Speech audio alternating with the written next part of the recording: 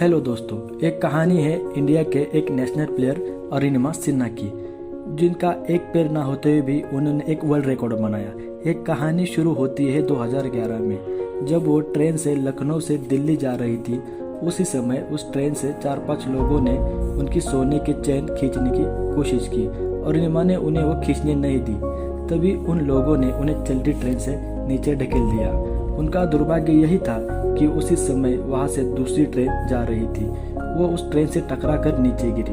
जब वो उठने लगी तब उन्होंने देखा कि उनका एक पैर पूरी तरह से ट्रेन के नीचे कुचल गया है। पूरा पैर खून से भरा हुआ था और आजू बाजू के कुछ चूहे आकर उनके पैर को नोचने लगे थे।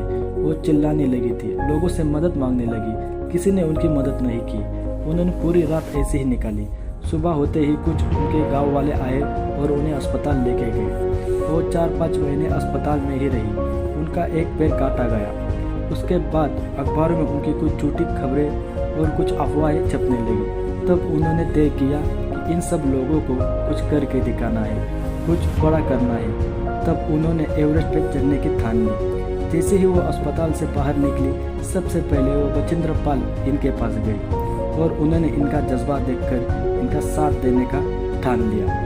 अब इन्हें एक बेहतरीन कोच भी मिल गई थी। इन्होंने इस पर मेहनत चालू की। कुछ महीने इन्होंने इस पर मेहनत की और आखिर वो दिन आ ही गया। उस दिन उन्होंने एवरेस्ट की चढ़ाई शुरू की। धीरे धीरे कठिनाई के साथ वो ऊपर जाने लगी।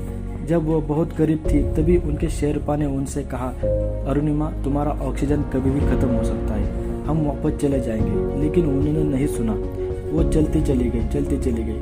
कुछ समय बाद वो एवरेस्ट के चोटी पर थी। उन्होंने वहाँ पे तिरंगा फड़काया।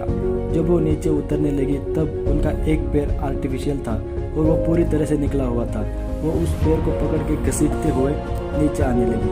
जब वो नीचे पहुंची तब किसी को यकीन नहीं हुआ कि उन्होंने ये कर दिखाया। उन्होंने एक वर्ल्ड रिकॉर्ड बनाया और इसीलिए उनको 2015 में पद्मश्री पुरस्कारों से नवाजा भी गया। Thank you.